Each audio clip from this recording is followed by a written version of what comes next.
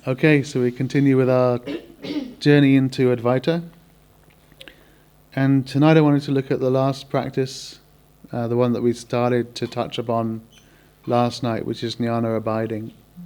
So very beautiful practice where you simply, there's no more questioning, there's no more labeling, there's no more making a statement, I am that. All you're doing is simply being, just being present and just resting in that, resting in your own nature. So it's possibly the easiest yoga practice that there is.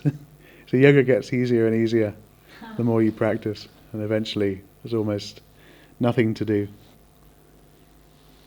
Okay, so the more we abide in pure awareness, the more the process of identifying with objects starts to fall away. So this is why this practice of abiding is a practice that leads to liberation. So this isn't something we can rush. It's something that has to be, we have to just give it time, we have to just let it happen. Just abide in the self and allow the process of identification to fall away. Okay, so a quote from Ramana Maharshi. The fruition of this process is Samadhi, which yields release, which is the state of unsurpassed bliss. The revered gurus also have said that release is to be gained only by devotion, which is of the nature of reflection on the truth of the self. Okay, so the fruition of this process is Samadhi. So this is one form of Samadhi, simply being in the self. Remember that Samadhi is any state where the self is predominant, when the pure awareness comes to the fore. So if we're doing this practice, pure abiding, and we're coming to abide in the nature of the self, then this is Samadhi. We're coming into Samadhi, and Samadhi is becoming permanent at this point, or gradually becoming permanent. This is one form of devotion. This constant remembrance. So we're devoted to that. So this is, you could say, this is the highest form of devotion. This is the sort of last step on the path of devotion. And then even devotion is transcended. You can be devoted to this process, but then when you're simply abiding, then there's no longer any devotion. Another one from Ramana Maharshi. One of two things must be done. Either surrender, because you admit your inability and require a higher power to help you, or investigate the cause of misery by going to the source and merging into the self. Either way you will be free from misery. God never forsakes one who has surrendered. Okay, so you get two choices. If you feel that like you can't do this, that it's too hard, then you can just admit that you can't do it, surrender, and then you'll be carried the rest of the way anyway. Or you can do it. Yeah, so either way you'll get there, which is quite nice. And so the surrendering part is grace, that you can actually just say, this is too much for me. Admit defeat, and then just be carried by grace. Grace is always present. You imagine it as something somewhere high in the sky, far away, and has to descend. It is really inside you, in your heart. And the moment you effect subsidence or merger of the mind into its source, grace rushes forth, sprouting as from a spring within you. Okay, so what we're coming to realize is us. This is we are this thing, and so it's almost like our true nature can do the last part. It can sort of take the last steps and just lift us up.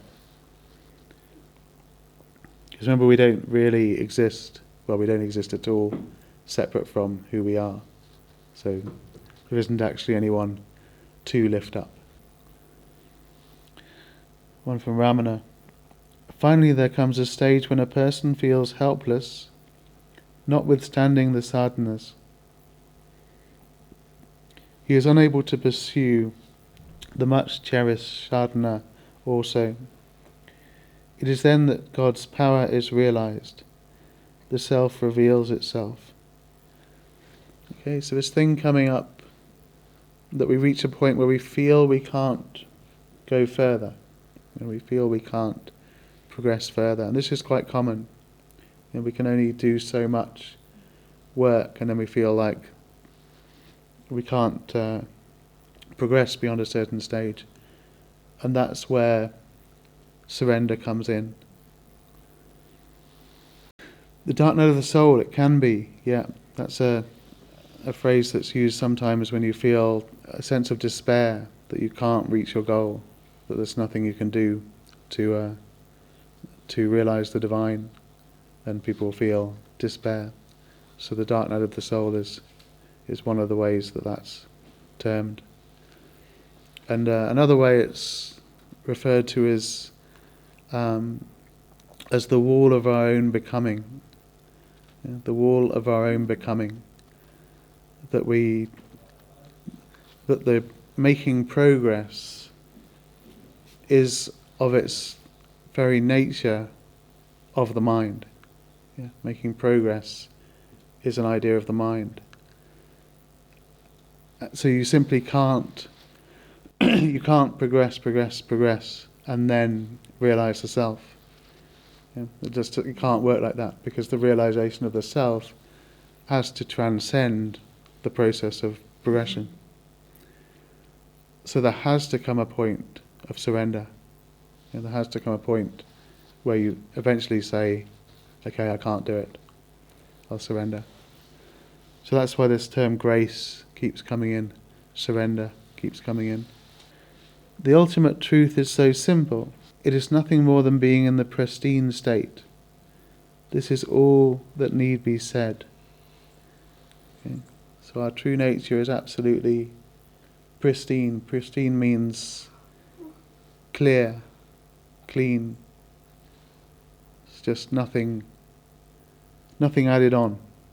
Nothing added on at all. Emptiness comes as sunset comes of an evening, full of beauty, enchantment and richness. It comes as naturally as the blossoming of a flower. Okay. So all we have to do is recognize it, abide in it, and then just allow it to blossom, and just be patient whilst it flowers.